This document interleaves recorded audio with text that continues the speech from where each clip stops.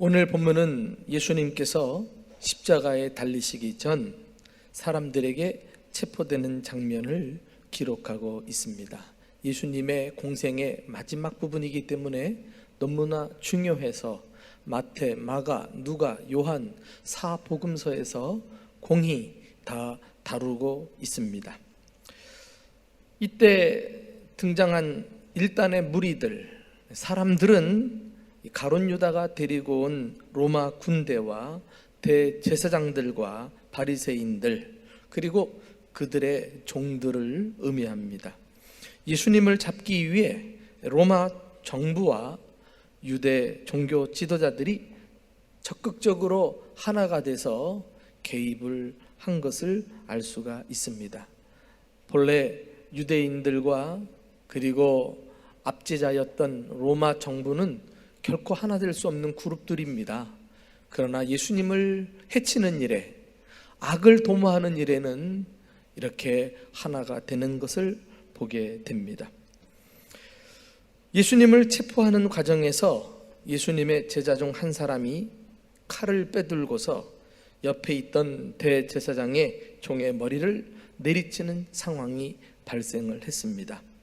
그런데 천만다행으로 칼이 옆으로 빗나가는 바람에 종의 오른쪽 귀를 베어버렸습니다.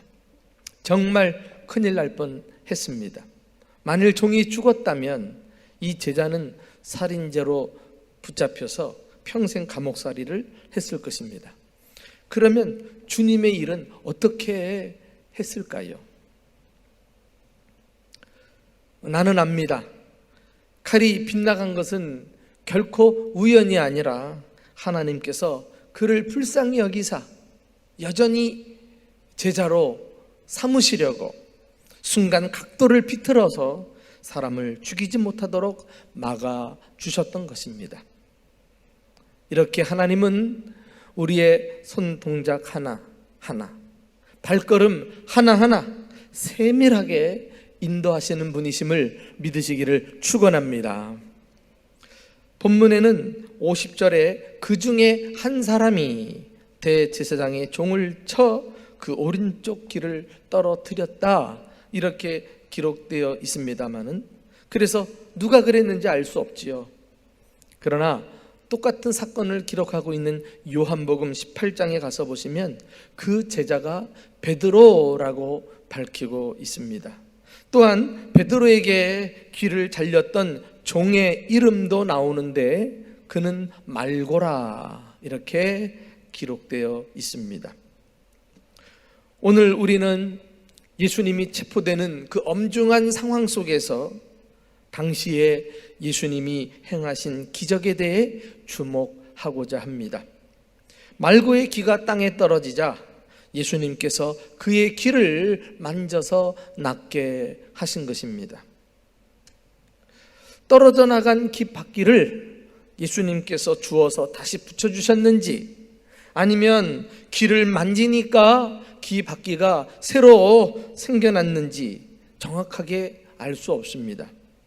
그러나 분명한 것은 예수님이 귀를 만져서 낫게 하실 때는 그 치유가 완벽했으며 그리고 순식간에 이루어졌다는 것입니다. 그만큼 주님의 능력을 보여주고 있지요. 이렇게 해서 당시 복잡하게 커질 수 있는 문제를, 사태를 예수님은 신속하게 정리해 주셨던 것입니다. 이 말고의 귀를 고치면서 당시 예수님이 유명한 말을 하셨지요. 이것까지 참으라. 억울해도 참으라. 힘이 들어도 참으라. 화가 치밀어도 참으라. 부당한 것 같아도 참으라. 사실 참을 수 없는 분은 바로 예수 그리스도이셨습니다. 억울하게 누명을 쓰고, 본문에 보면은 마치 강도를 잡으려고 무리들이 왔다고 기록되어 있는데요, 이런 상황에서도 예수님은 참아내시면서 기꺼이 붙잡히셨던 것입니다. 자발적으로. 이 말씀 속에 담겨진 예수님의 태도가 오늘 우리에게 무엇을 교훈하는지를 함께 살펴보고 싶습니다. 첫째는 하나님의 나라는 칼로 이루어지지 않았다는 것입니다.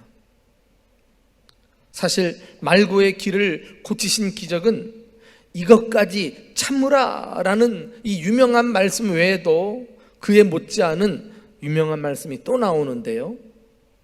같은 사건을 기록하는 마태복음에 가서 보시면은 마태복음 26장 52절 다 같이 한 목소리로 읽어보실까요? 시작. 이에 예수께서 이르시되 내 칼을 도로 칼집에 꽂으라. 칼을 가지는 자는 다 칼로 망하느니라. 요한복음에는 칼을 칼집에 꽂으라 이렇게 되어 있습니다. 우리가 자주 들었던 말 아닙니까? 칼을 가지는 자는 칼로 망한다, 이런 말씀들 말이에요.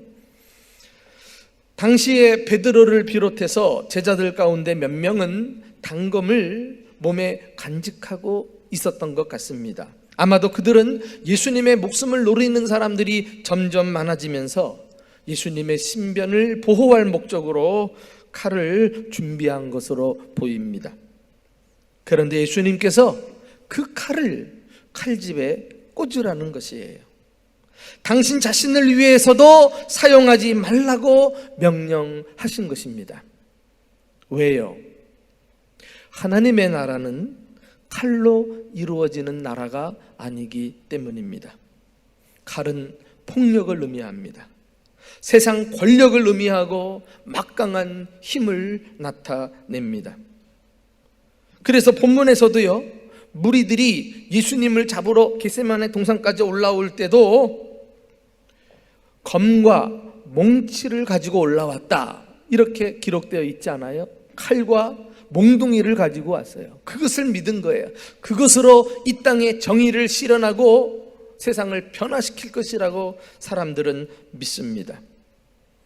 그러나 예수님은 이러한 세상의 힘에 대해서 심판을 선언하고 계십니다. 칼을 가지는 자는 다 칼로 망하리라. 그렇습니다. 칼로 세운 나라는 망하게 될 것입니다. 결국 자신들도 그 칼 앞에 거꾸로 뜨림을 당하게 될 것이기 때문입니다. 알고 보니 예수님은 일찌감치 이 칼과 같은 세상 방식으로 세우는 나라를 원치 않으셨습니다. 자, 이 사건에서 예수님이 하신 말씀을 계속 눈여겨 들어봅시다. 우리 마태복음 26장 53절 54절 다 같이 시작.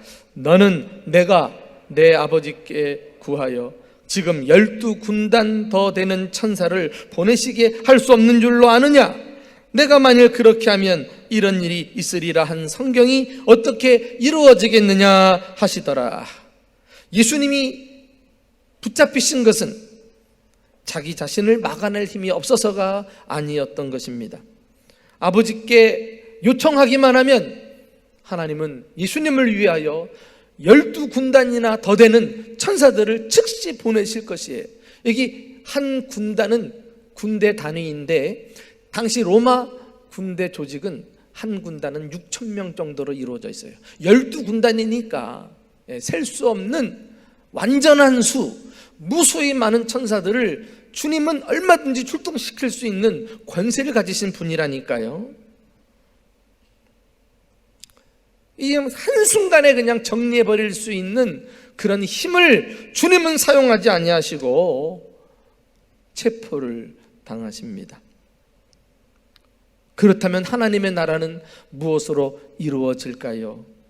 바로 십자가로 이루어집니다. 내가 만일 그렇게 하면 이런 일이 있으리라 한 성경이 어떻게 이루어지겠느냐? 그리고서 예수님은 사용하실 수 있는 힘을 거두어 드리십니다.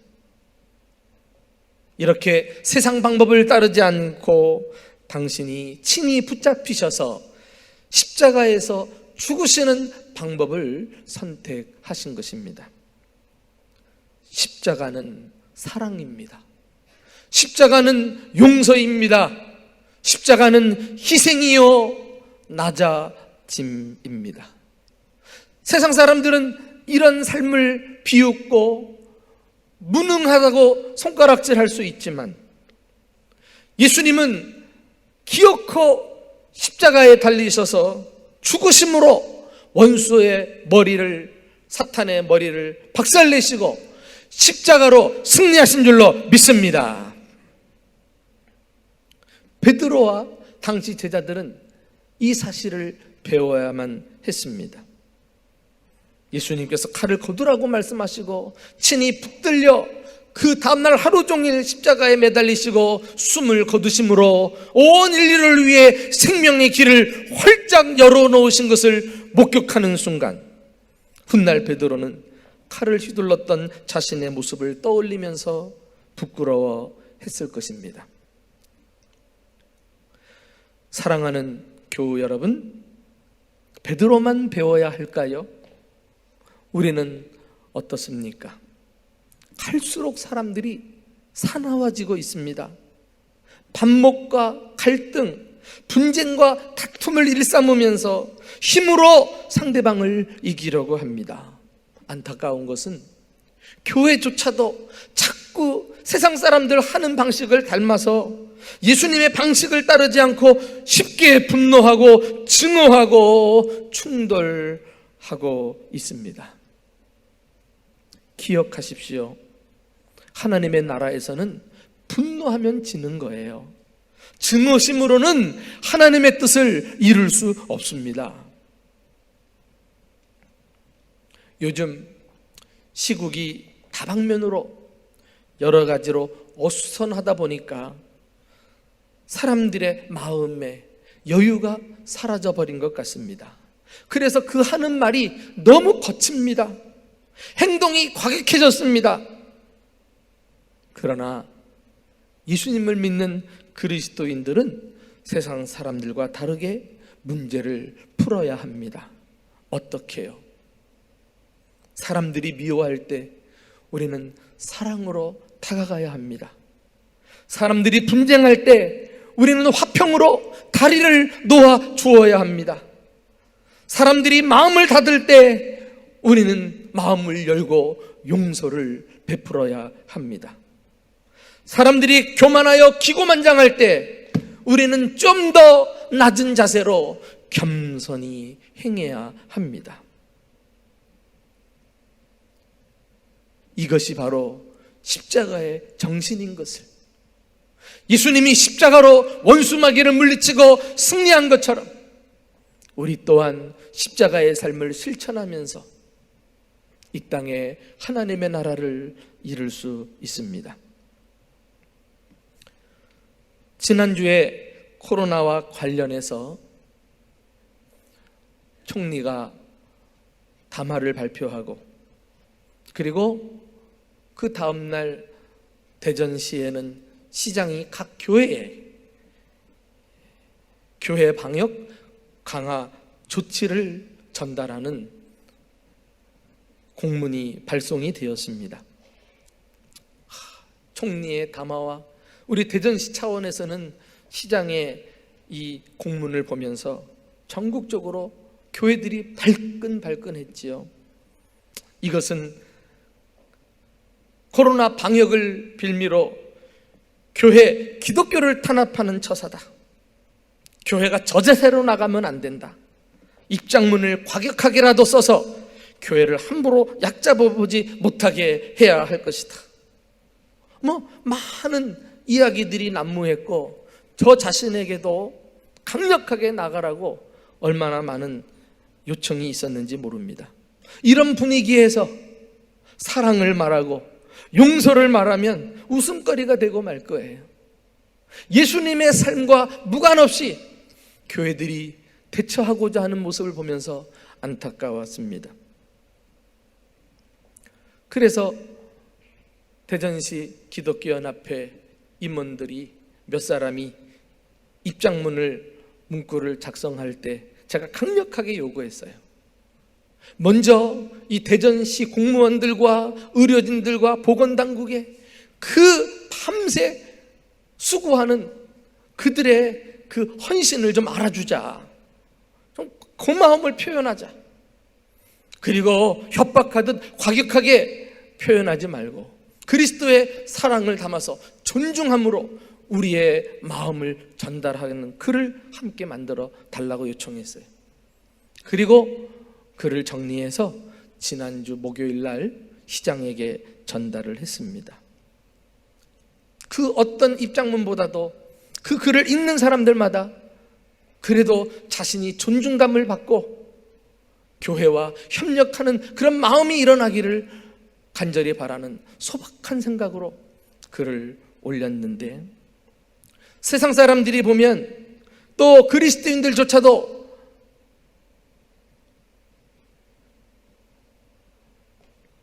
힘을 발휘하지 못할 것 같지만 그럼에도 불구하고 사랑을 힘쓰고 화평을 이루기 위해 애를 쓰고 서로 존중하고 이해하면서 나아갈 때 그 가운데 주님이 임재하시고 주님이 역사하셔서 하나님이 이 가운데 주님의 나라를 이루어 가실 줄로 믿습니다.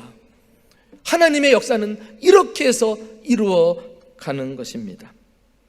우리 사랑하는 교우 여러분, 우리는 무슨 일이 있어도 끝까지 예수 그리스도의 십자가 정신을 실천하고 살아감으로 우리가 머무는 곳마다 하나님의 나라를 임하게 하는 진정한 그리스도인이 될 수 있기를 예수님의 이름으로 축원합니다.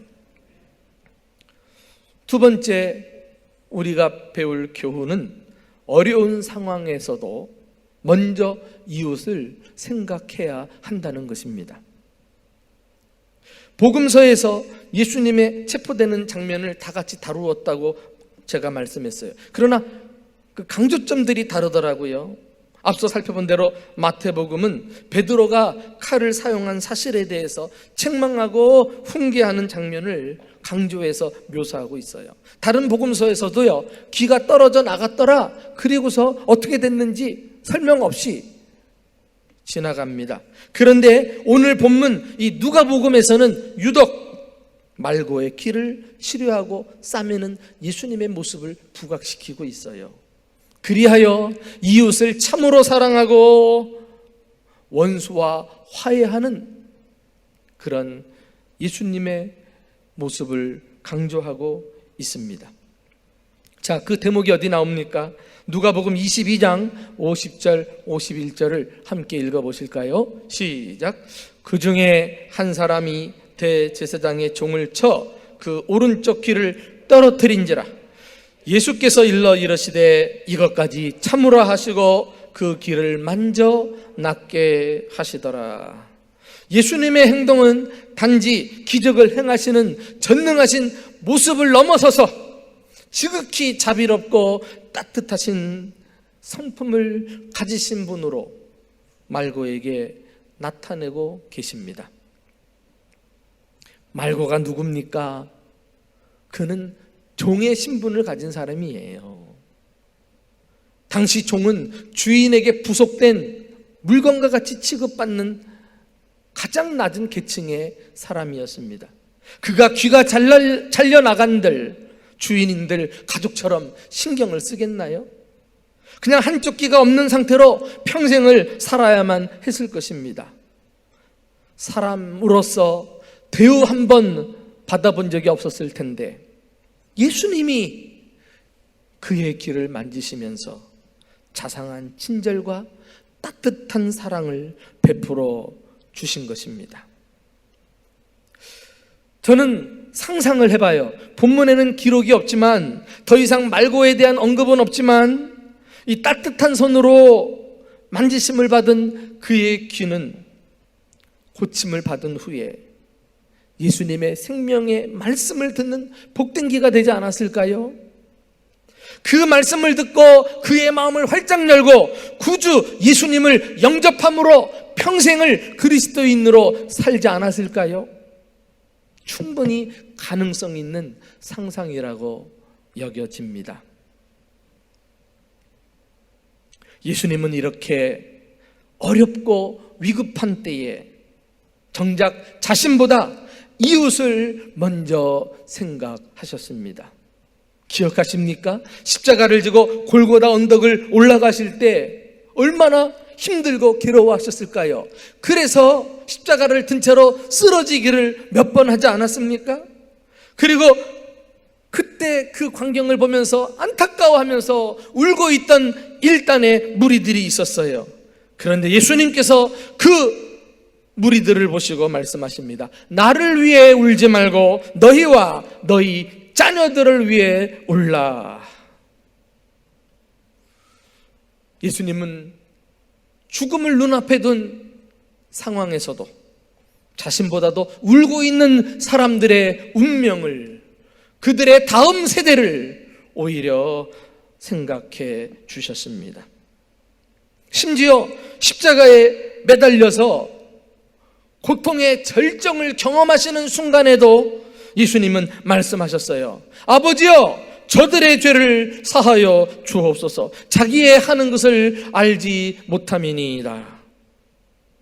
예수님은 자신이 지금 얼마나 아프고 힘든가를 생각하지 않았어요. 얼마나 자기가 억울하고 부당한가를 생각하지 않으셨습니다.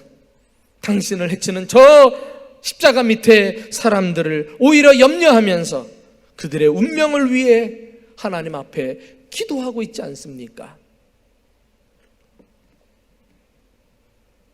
그리스도인은 누구인가요? 이 세상에서 어떤 사람으로 비춰져야 확실하게 그리스도인임을 증명할 수 있을까요? 어려울 때일수록 다른 사람을 위하여 살아가는 사람입니다. 충분히 자기 몸 하나 빠져나갈 것 같은데, 자기 혼자 잘 살고 잘 먹고 잘 보존할 것 같은데, 남들은 그렇게 사는데 누군가가 그 어려움 속에 뛰어들어가 목숨을 내놓고 희생하고 사랑을 실천하는 모습을 보니 바로 그리스도인이구나. 그것을 보여주는 것이 이 땅의 교회요, 믿는 사람이어야 합니다. 코로나19로 인해 교회가 위기를 맞았다고 하지만 저는 어떤 의미에서 교회가 참으로 교회다워질 수 있는 절호의 기회를 맞이한 것이 아닌가 말씀드리고 싶습니다. 어떻게? 전염병이 난무할 때, 모두 자기 목숨 부지만을 위해 신경 쓸 때 그리스도인이 오히려 적극적으로 사랑을 실천해야 합니다. 3세기경에 로마 제국에는 큰 전염병이 돌았어요. 우리는 지금 전 세계적인 전염병에 직면해서 마치 처음 겪는 일이니까 당황스럽고 혼란하지요. 그러나 역사적으로 보면은 전 세계 팬데믹 현상을 빚은 전염병은 10여 차례 이상이 되어요. 역사적으로 중간중간 이 전염병을 통해서 하나님의 뜻을 이 땅에 펼쳐 보이신 것을 볼 수 있어요. 팬데믹, 팬은 모든 이란 뜻 아니겠어요? 데믹, 사람을 나타냅니다. 모든 사람에게 걸치는 전염병이 지금까지도 있어 왔어요. 그러니까 오늘 우리가 당한 것이 처음인 것처럼 그렇게 불안해하고 당황하시면 안 돼요. 과거 우리 신앙의 선배들도 이 과정을 겪으면서 믿음을 지켰다니까요. 특별히 3세기경에도 로마 제국에 큰 전염병이 돌았습니다. 아직 기독교가 국교로 공인되기 전이었는데요. 그때 이 전염병으로 인해서 당시 인구가 얼마나 많았겠어요. 그런데 이 로마 제국에 있는 사람들만 500만 명이 죽었다 그래요. 그들은 전염병으로 죽은 사람들을 들에 내버렸습니다. 아직 죽지 않았는데도 손을 쓸 수 없으니까 환자들까지 들에다 방치해 두었다고 합니다. 그 상황 속에 핍박을 피해 숨어있던 그리스도인들이 나서기 시작합니다. 죽은 사람들을 매장해주고 환자들에게 다가가서 극진히 보살펴 주었던 것입니다. 교회 역사학자들은 그 결과로 인해서 로마 제국에는 당시의 기독교인들이 폭발적으로 늘어났다고 말합니다.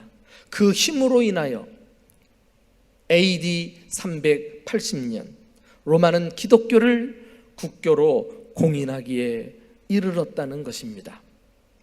사람들이 버리고 방치시켜둔 환자들을 초대교회 그리스도인들이 일일이 간호해주고, 그러다가 자신도 감염되어 죽는 일까지 생겼어도 주님의 사랑을 실천하는 일을 멈추지 않았습니다. 이 사랑의 실천이 오늘날의 교회가 있기까지 초대교회 부흥을 낳는 계기가 되었던 것입니다.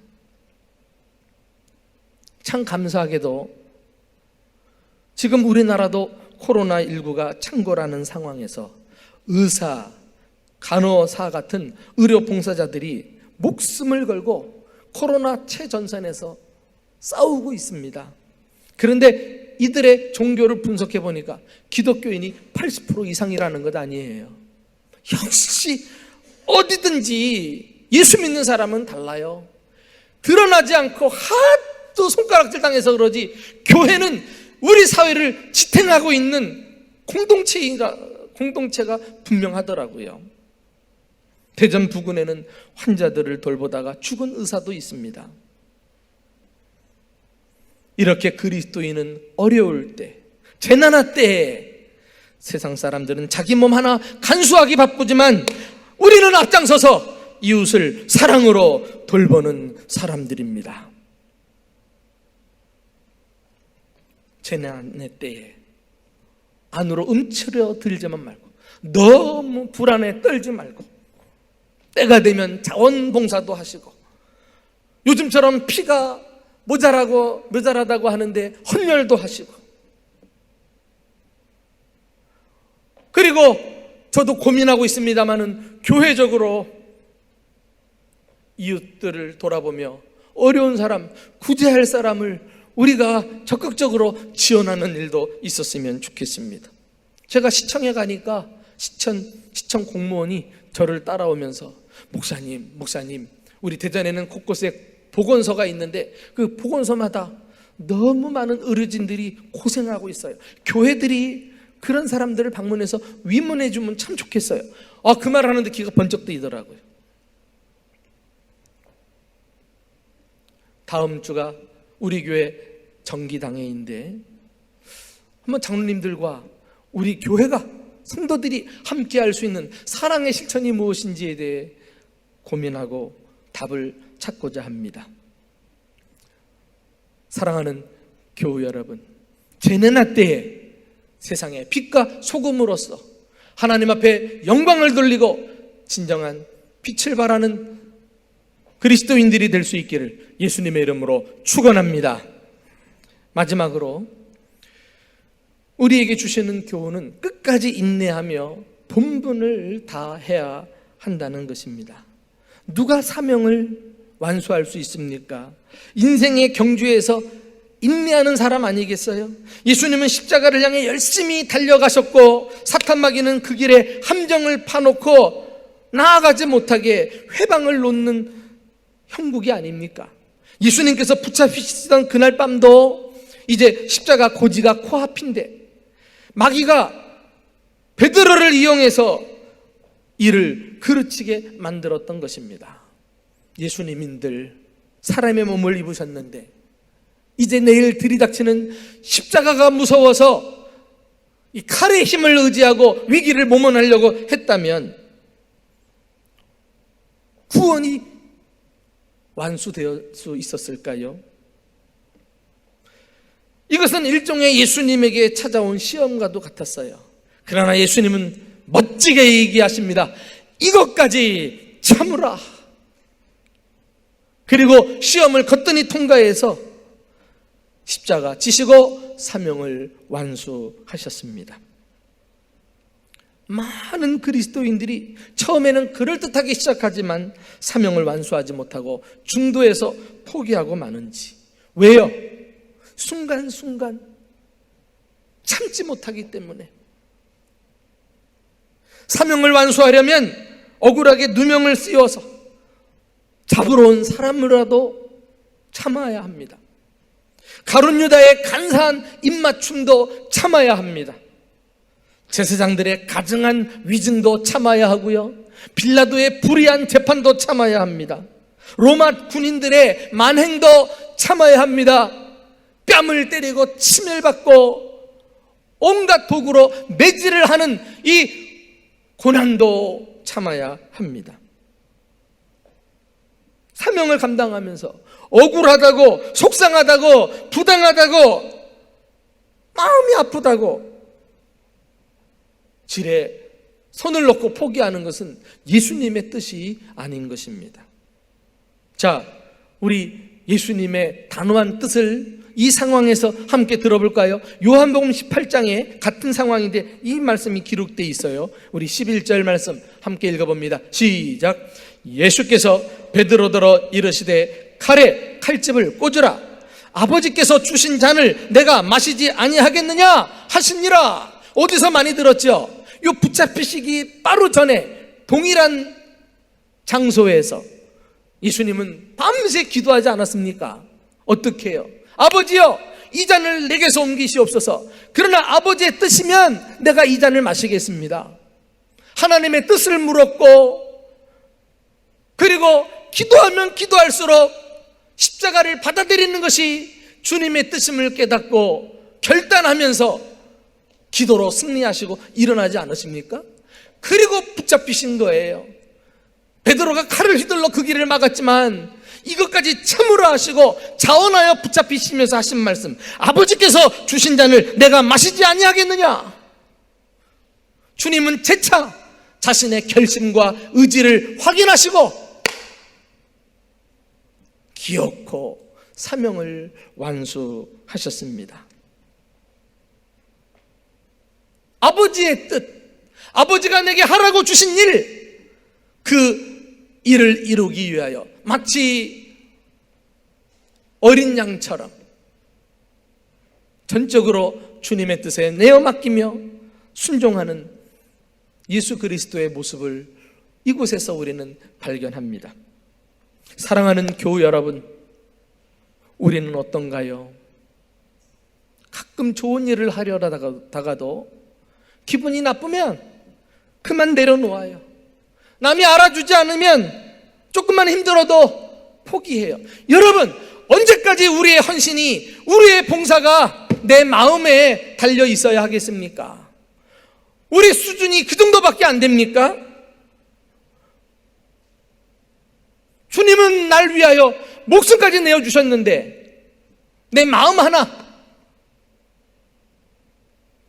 그 변화에 따라서 사명을 감당하고 사명을 내려놓고 그렇게 해서는 안 되죠. 어쩌면 코로나19와 함께했던 지난 6개월은 우리의 믿음을 시험하는 시간이었는지 몰라요. 그동안은 이런 재앙을 경험하지 않은 채 다 믿음 없는 것처럼 지나왔는데, 이제 이런 혹독한 재앙을 만나면서 뿔뿔이 흩어져 가지고 이 믿음의 진위를 평가받는 기간 아니겠어요? 당분간 그 시험은 계속 치러져야 할 것입니다.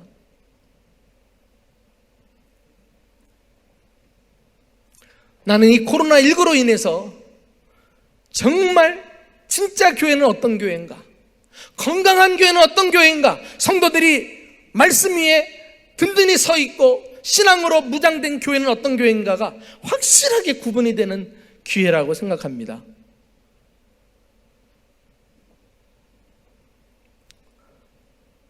혹시 상황을 핑계 삼고 내려놓은 일은 없으십니까? 주님과의 관계는 소원해지지 않으셨나요? 삶 속에서 예배가 무너져 내리지는 않았습니까? 말씀 읽기는 소홀히 하지는 않으셨습니까? 기도 생활은 멈춰서지 않으셨나요? 교회와 마음의 거리는 멀어지고 있지 않습니까? 성도들과 사랑의 끈은 끊어지지 않았나요? 전도 열정은 내 마음속에서 식어가고 있지는 않습니까? 이런 시험들 앞에서 우리는 어느 것 하나 중도에서 포기할 수 없습니다. 끝까지 순간순간 참아내면서 우리 본분을 다해야 할 것입니다. 제가 확실히 믿기는 우리 대전중보교회가 어떤 교회입니까? 62년 한결같이 성도들이 눈물과 땀으로 지켜온 우리 교회, 수많은 주의 종들이 하나님의 말씀으로 이 강단에서 선포하고 양육하고 훈련했던 우리 교회, 코로나19가 사라지고 나는 날 우리 교회는 건강한 교회로 성도들이 다 같이 모여 더 왕성하게 부흥하게 될 줄로 믿습니다. 사랑하는 교우 여러분, 예수님이 십자가에 달리시기 전날 밤 무리들에게 체포당하시면서까지 우리에게 주신 교훈, 이 교훈은 요즘같이 힘들고 어려울 때 우리 신앙생활에 더욱 필요한 지침이라고 생각합니다. 하나님의 나라는 칼로 이루어지지 않습니다. 십자가로, 사랑으로, 용서로 하나님의 나라를 이루어 갑시다. 어려운 상황에도 이웃을 먼저 생각합시다. 이기주의와 개인주의를 내려놓고 세상 사람들은 다 그렇게 살아도 우리 그리스도인들이 제일 희생하는 자리, 제일 고생하는 자리, 주님의 도우심이 필요한 그 자리에 우리가 용기를 가지고 뛰어듭시다. 그리고 이것까지 참아내면서 끝까지 인내하는 가운데 주신 사명 완수하고 주님께 영광 돌리는 저와 여러분이 될 수 있기를 주님의 이름으로 축원합니다.